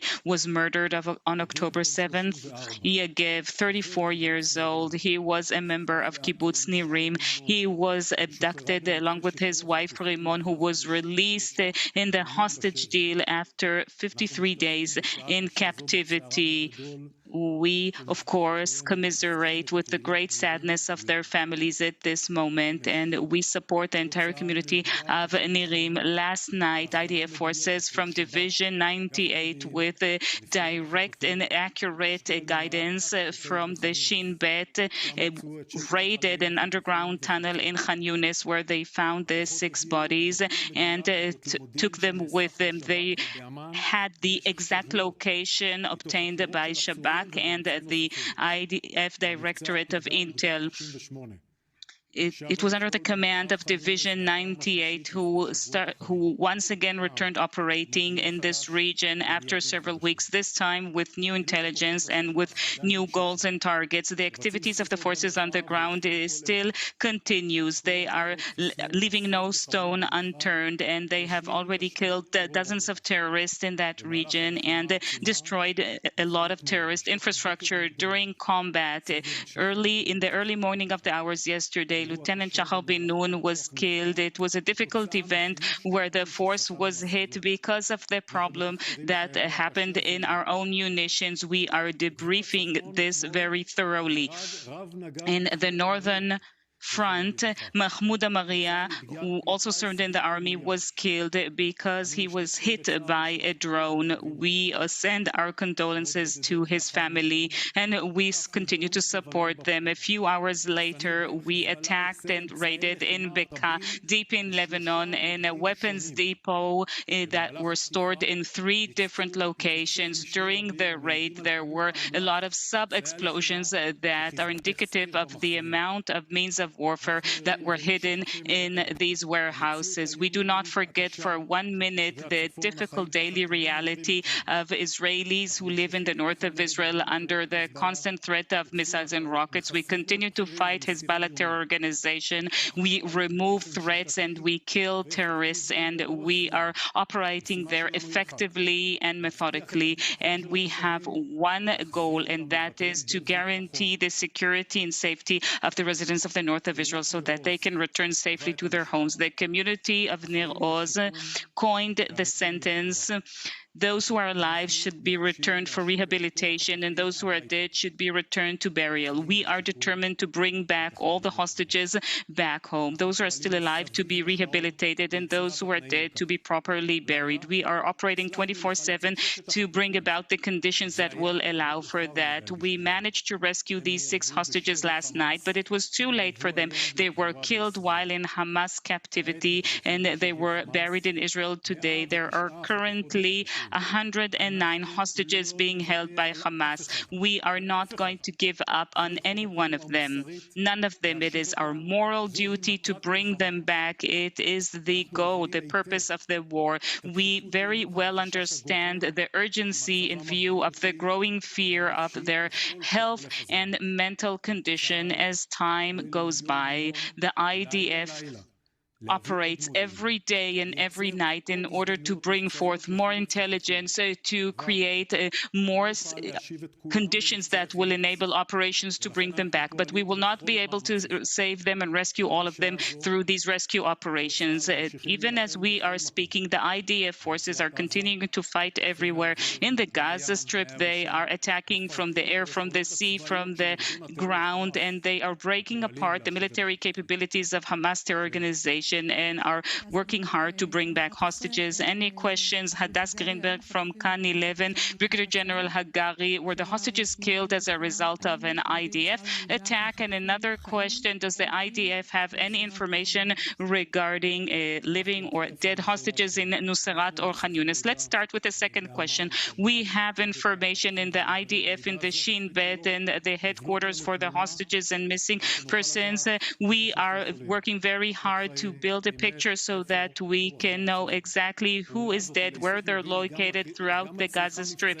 This intel collection also requires operations to collect this intel. Alongside that, we are constantly trying to bring about situations that will allow us to bring back hostages, either dead or alive. I'm not going to detail specifically what we know. The only thing we need to do is to inform the families regarding any signal of life. These signals are very important for them, and to establish opportunities, operational opportunities. Now, regarding the hostages that were brought back today, were they killed from IDF fire? I'll comment on that, and I already spoke about that on June 3rd, that our forces operated in Khan Yunis, and we know that the hostages were killed while our forces operated in Khan Yunis. I have to say that we have 6 hostages who were brought back yesterday. We need to find out all the details, and these hostages are in Israel, were brought to burial, but they were we checked what happened to them in the Forensic Institute so that we can provide answers, first of all, to the families and communities, and later on we will inform the general public. Yael Chachanover from Ynet and Yediot Ahronoth. And we just heard the IDF spokesperson Daniel Hagari outline and speak about the recovery of 6 bodies of Israelis held captive in the Gaza Strip, found in a tunnel beneath Khan Yunis. And Ariel, some other details have come out about that operation, which the spokesperson actually did not go into here. Right, Kalev. So this was an area of Khan Yunis, the Hamad neighborhood, built entirely with Qatari money, by the way, that the IDF re-entered on Friday because it's an area that they weren't permanently located in. And by Friday already, by Sunday, they gained full control over the neighborhood. And on Sunday, based on intelligence, they entered 4 different underground tunnels. And in one of those tunnels, they met resistance with Hamas terrorists. They eliminated them. But during this battle, they uncovered a hidden door, basically, on one of the sides of the tunnels, opened that, and that opened up to them another hidden complex. In that complex were located the 6 bodies. And so this Hamas force that they eliminated is believed to be the guards of these of the bodies of the hostages, and it just illustrates what Israel is dealing with. They're operating in order to recover bodies of Israelis who were kidnapped from their homes, and their bodies are hidden in tunnels underground. And this isn't the first incident of Israeli killed hostages that were just hidden in tunnels, and this is part of the complexity of what Israel is dealing with. Just a reminder of the report of reports we've seen that there are still dozens, even maybe hundreds of tunnels that have still not been uncovered. It's hard to estimate how much of the infrastructure of tunnels still exists. Also, we are very careful in dismantling some of the infrastructure of tunnels because we don't know whether live hostages are still there, so we have to operate very carefully. Or killed, because we need to uncover the bodies as well. Exactly. So, I mean, this is also, we have to be very cautious about the possibility that some of those locations, even of dead hostages, will be booby-trapped or so on. This is part of the reason why the engineering corps or the elite, the elite engineering corps is part of those task forces that are dedicated to dismantle all those possible booby traps. And have suffered fatalities from those from those booby traps. Very brave and courageous unit. All right, we're going to jump now to the United States and the first day of the Democratic National Convention in Chicago, which saw President Joe Biden passing the torch to Vice President Kamala Harris as she made a surprise appearance on stage. Now, everything from abortion rights to Donald Trump, COVID-19, all of those were covered on day one. But Gaza got unexpectedly little coverage from speakers. There were protests, though somewhat smaller protests than expected. More in this report from Jody Notelowitz. Folks, let me ask you, are you ready to vote for freedom? Around 5,000 Democrats descended on Chicago's United Center Monday night as the 4-day-long Democratic Party National Convention kicked off. Every 4 years, the U.S. political parties meet to officially nominate candidates for presidency and vice presidency, adopt party platforms, and network. The first day of the DNC was a tribute to current U.S. President Joe Biden and featured speeches from top Democrats like Alexandria Ocasio-Cortez, Nancy Pelosi, and Hillary Clinton. Vice President Kamala Harris was ushered in with a standing ovation from the crowd. She is working tirelessly to secure a ceasefire in Gaza and bringing hostages home. It was not unexpected that the elephant in the room, the Israel-Hamas war, would come up. As one of the most dividing factors among Democrats, thousands of pro-Palestinian protesters gathered outside the convention hall. Those protesters out in the street, they have a point. A lot of innocent people are being killed on both sides. A small number of pro-Israel supporters were also in attendance. I'm going to vote for the only party that is protecting the Jewish people right now, which is the Republican Party. It is known that Harris wants to differentiate herself from Biden, with some fearing that this could affect her stance on Israel. She said, I stand fully in support of the security of the state of Israel. She has said that over and over and over again. The night concluded with a send-off to Biden as Harris was welcomed in as the Democratic candidate for president. Joe, thank you for your historic leadership. We are forever grateful to you. Well, for more, let's go to our senior U.S. correspondent, Mike Wagenheim, who was on the scene at the DNC in Chicago. And Mike, certainly Gaza, Israel, that was on the agenda in the hall. It was out in these streets, but not maybe to the degree that we have been hyping about, or certainly the Democrats have been so concerned about, especially when it comes to the demonstrations. Well, there's no doubt whatsoever the Democrats feel that the Israel-Hamas and the Israel topic in general is the most divisive issue within the party right now. So it's only natural they'd want to tamp down on any talk about it, any kind of debate about it. We heard a few speakers reference it, including Joe Biden, though not by name, just generally speaking about the need for a ceasefire. Alexandria Ocasio-Cortez touched upon it. So did Raphael Warnock, the senator from Georgia, in a very all lives matter sort of way, brought up both Israel and Palestinian children and the need for them to be safe. But it wasn't brought up as the central point of anybody's speech last night, and we certainly don't expect it to be throughout the week here. Yes, it was certainly an issue out on the streets just a few blocks away from here. There were tens of thousands of protesters expected yesterday. The number was much, much smaller than that, but some of the rabble-rousers, we'll call them, breaking through one of the security barriers, tried to break through a secondary barrier. The riot police were called in. A few arrests were made, and that was essentially the end of it, at least for yesterday, though there are more protests scheduled for later on in the week. I got to tell you, Colin, there are a whole lot of side events going on here at the DNC related to Israel. Every organization, the alphabet soup, you talk about the American Jewish Committee, the Jewish Democratic Council of America, Democratic Majority for Israel, they're all holding events on the sidelines here, as is the Israeli-American Council. And by the way, it's quite notable, Kalev, they're all being done almost in secrecy. The locations aren't being given out until the last minute. The registration lists are being kept private. It's very notable right now how insecure a lot of those organizations and their attendees feel here right now with everything going on. Right, and we may be tempting fate, Mike, by saying the protests were not as big or as rowdy as people expect, and that there are some days to come. And of course, let's look ahead, because there is the nominating process, and that is also going to involve people in the convention, some of whom have said or threatened not to support Kamala Harris over the Gaza issue.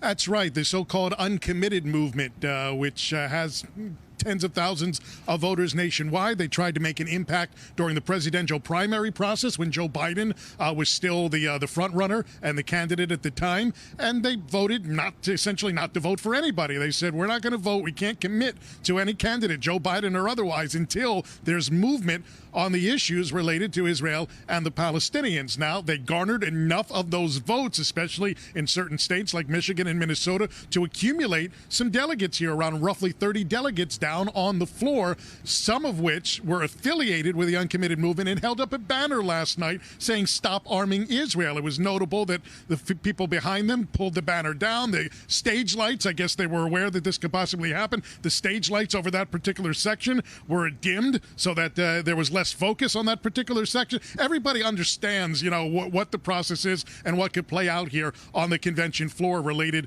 to this particular issue. And the uncommitted movement, by the way, Kalev, actually held with the blessing of the Democratic National Committee, the DNC, held an official panel discussion here yesterday to talk about trying to move the Democratic Party off its baseline on the Israel-Palestinian file and more toward what they would like to see, namely not only a ceasefire but an arms embargo on Israel. Former ambassador to Israel Tom Nides told us yesterday in a one-on-one interview, listen, it doesn't matter that Harris may have been open to meeting with those people, as was reported in the New York Times a few weeks ago. He said, just because you may shake somebody's hand in line and say, hey, yeah, I'm open to meeting with you, it doesn't mean anything beyond that. That's Nide's stance. He said, what was she going to do? Tell them to get lost? No, you're looking for votes. You're going to be willing to meet with people. But he told us there's no way Harris will support an arms embargo.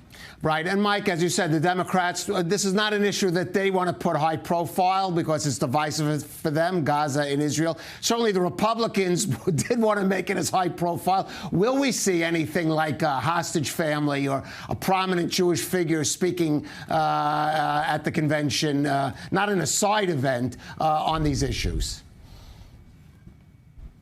Yeah, there have been those discussions inside events. A number of prominent Democrats have been meeting with the hostages' families throughout the week here. But in terms of a speaking assignment on the convention floor, there's been nothing that has been brought to our attention or to our knowledge, any other media outlet thus far, that would actually take place. And it really wouldn't make a whole lot of sense, again, for the Democrats, based on how they want to push this issue to the side as much as possible, to kind of flare that into the open during the most watched event of the calendar year here for the party. So I highly doubt it's going to be done, but it's not stopping several high-ranking Democratic officials from Congress, from the Biden administration, from meeting with those hostage family members here on the sidelines of the event. And there is a Hostage Square event put on by the Israeli-American Council just a few blocks away from here today, trying to bring attention to those hostages that have yet to be brought back home, including those remaining American Israeli hostages that are still being held in Gaza.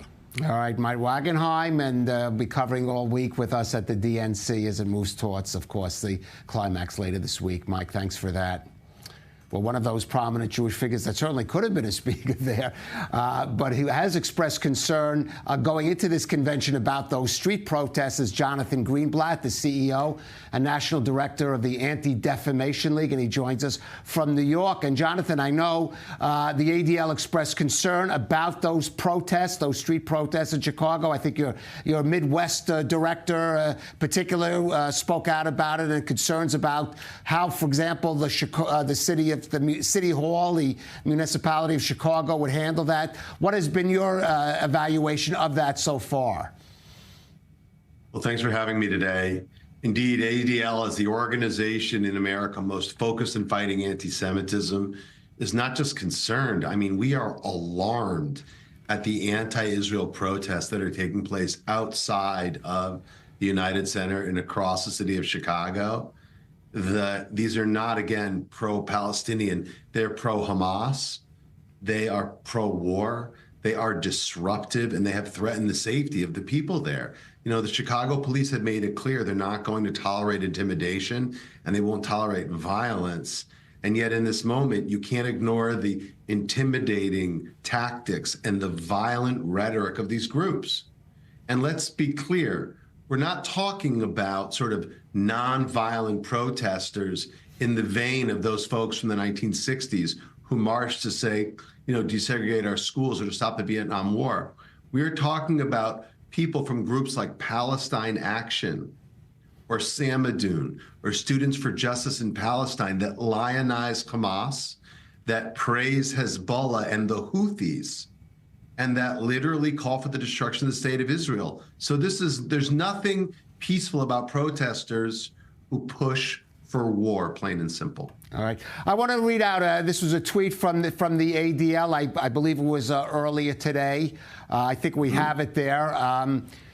We welcome the Democratic Party's platform inclusion of ADL's recommendation to combat rising anti-Semitism, support Israel, oppose BDS, fight campus anti-Semitism, protect houses of worship, improve hate crime reporting, and counter online hate. ADL will continue to work with policymakers across the political spectrum.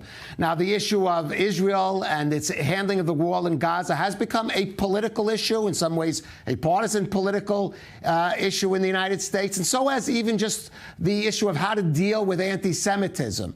And let me ask about your feelings about the Democratic Party now. There are those who charge certain elements are not on board with that platform that you've just expressed there. Well, so a few things. So number one, we're a nonpartisan organization that doesn't claim to support either political party. We support anyone who fights prejudice, anti-Semitism, and hate. Number two, what you just read, our tweet today, was about the Democratic platform that's been approved, and we're really pleased with elements of that. But it's less about what you say and more about what you do. So we're going to be looking to see if the Democratic Party, like the Republican Party, is willing to step up and take action against those people, again, who intimidate or threaten their Jewish constituents just because of our ethnicity or our faith. That is intolerable about their constituents who, again, marginalize and threaten Jewish kids on college campuses. Unacceptable.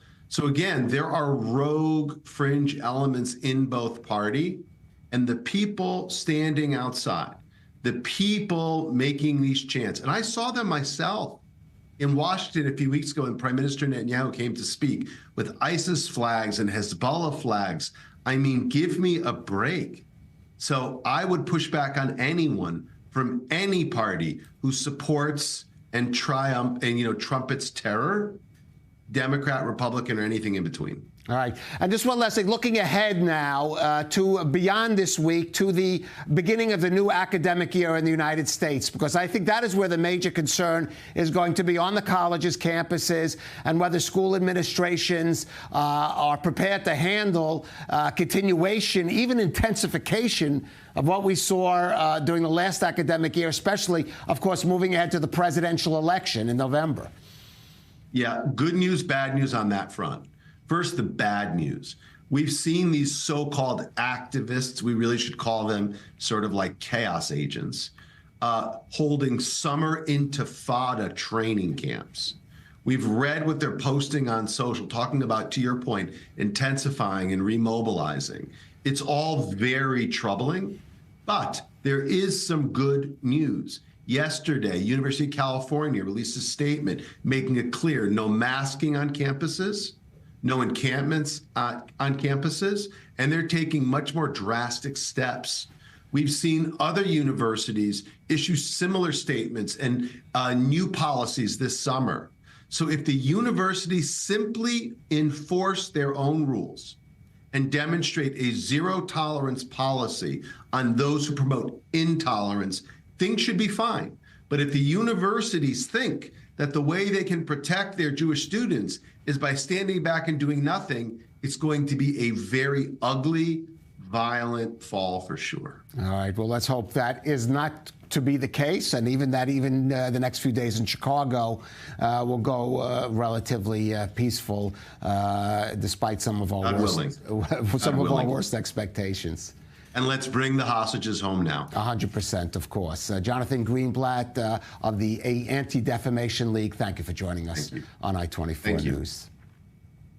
Now, as I mentioned earlier, it's been a day of almost constant air raid sirens and rocket attacks by Hezbollah into northern Israel, and we are, even at this past hour, getting alarms. Let's go to our correspondent, Zach Anders, who's there on the Israel-Lebanon border. And Zach, update us, because we're seeing alerts almost constantly, including into this evening up to this minute.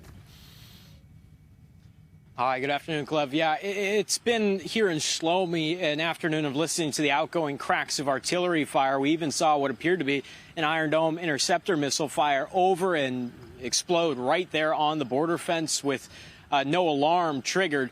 But of the alarms you're speaking of, they have been constant since the 5 o'clock hour. There have been reports of falls in two communities about 2 miles to my east of here. Right now, we're not seeing any reports of casualties. We're still waiting on damage reports. Step back about an hour before, about an hour ago, I should say, there were several hostile drone incursion alerts that were triggered in the Galilee and in the Golan. We see some media posted online of these drones in the air. There's reports in Israeli media, Channel 14, saying that there were failed interceptors that chased after the drones, did not hit them. We don't have any reports of drones causing direct hits on any of the communities in the Golan or the Galilee. However, we do see reports of fires that were started as a result of the debris, as it appears that several of the targets were intercepted. A few of the drones potentially slipped through. We're still working on to confirm some of that information here.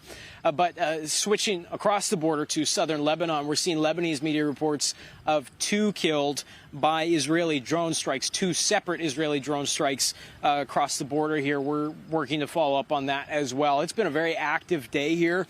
The number of attacks Hezbollah has claimed responsibility for is 5. And the last time we've seen any messaging from them claiming any responsibility for attack was around 4 o'clock. It was a very busy morning, and now it's been a very busy afternoon, or evening, I should say. But from noon to about 5 o'clock was quiet. The border was not any registered attacks or any Hezbollah claimed attacks, but it's really picked up of late. So we're keeping a close eye on things, of course. And again, we've been hearing this outgoing from our position, Shlomi, this outgoing artillery fire that appears to be targeting, based on Lebanese media reports, a few villages just across the border.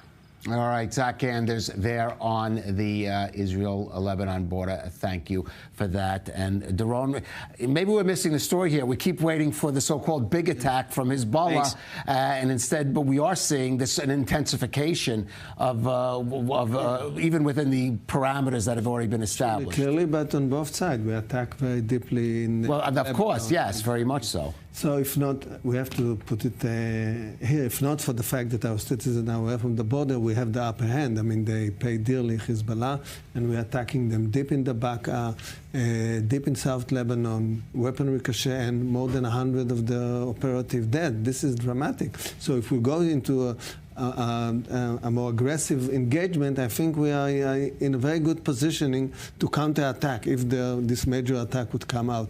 So we are well prepared in the north.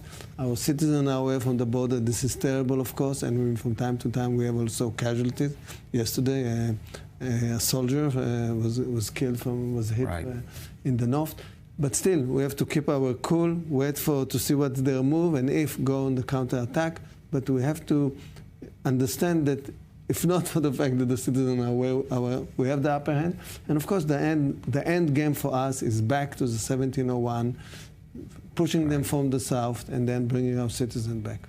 All right, and of course, there is a concern if there should be the hostage negotiations fail, sure, and then there's no ceasefire. Exactly. That could be the trigger for Hezbollah and its proxies to attack. This is the predicament. All right, well, I want to thank Doron Avital and Ariel Osran and Nicole Tzedek for being with us. As we go out, as the one-year anniversary of the October 7th massacre approaches, Israel's creative arts community is still grappling with how to respond to that terrible event and the ongoing tragedy of the hostages still being held in Gaza. Now, in a new exhibit at Jerusalem's famed Bezalel School of Art, its graduates present works that depict how they and how Israeli society as a whole have been grappling with the terrible reality that all of us here have had to live with over the past 10 months. Let's take a look in this report by Emily Francis. It used to be that the dots of color art technique made famous by Impressionist painters like Seurat, Van Gogh, and Pissarro was a vision of beauty. But in the wake of the tragedy of October 7th, the pointillism of modern times is done with emojis to express deep pain and other emotions. We wanted to understand how the Israeli emotions and the sentiments were expressed throughout using emojis in these hard times that we have been through. This joint project by two graduates of Bezalel Art Academy included the most emojis that have been used since October 7th in a colorful, eye-opening display. We found it very surprising that the Israeli flag was the most common emoji used throughout the whole time period. It shows a lot of connection to our nation and patriotism. The Jerusalem exhibition is called Simultaneously and points out the multifaceted reality that Israeli society has been grappling with since October 7th. It's all about the parallel universe we live, all of us Israelis, since October 7th. We are, at the same time, we are there, we are in Gaza, we are in wartime, and at the same time, we're here in a kind of an imagined routine. Other works are more chilling.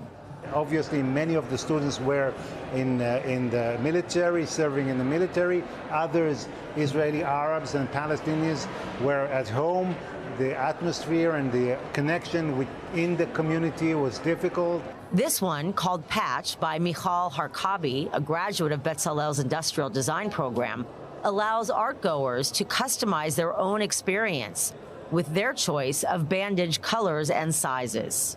It was very important for me to find a way to make people feel good about their scars, knowing that they see their scar every morning and they know the story and how it's was very hurting. This was an extremely difficult year, academic year, and nevertheless, the work is excellent. It's better than ever.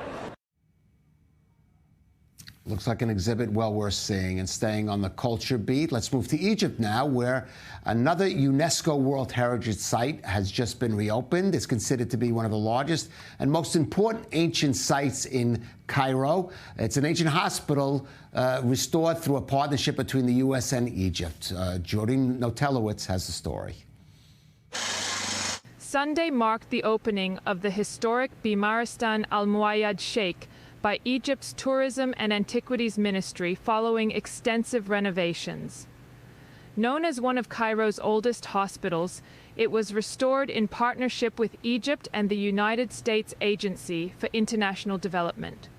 Located near the Cairo Citadel, the inauguration ceremony was attended by key officials from Egypt and the U.S. Over the past 30 years, the United States government has invested over $140 million to conserve Egypt's monuments and masterpieces. As for the history of the place, we are in a Bimaristan, meaning a hospital.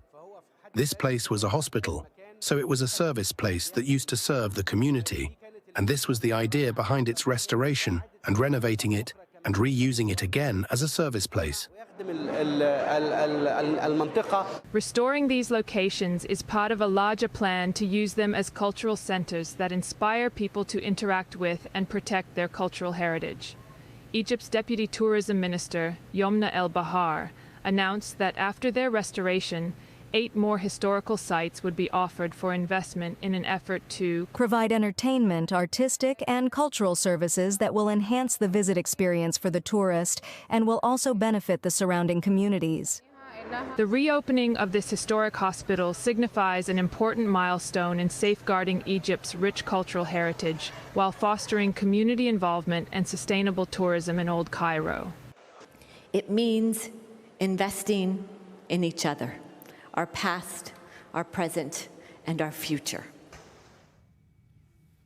Also looks like a site well worth visiting. That ends our broadcast for this evening. Of course, you continue to follow us on our website or the various I-24 News social media sites. We'll be back tomorrow with a whole new program. Trying to be optimistic about what may happen with the hostages, but in any way, let's see them back home as safe as soon as possible. Thank you for joining us this evening. And if you can, catch the rundown.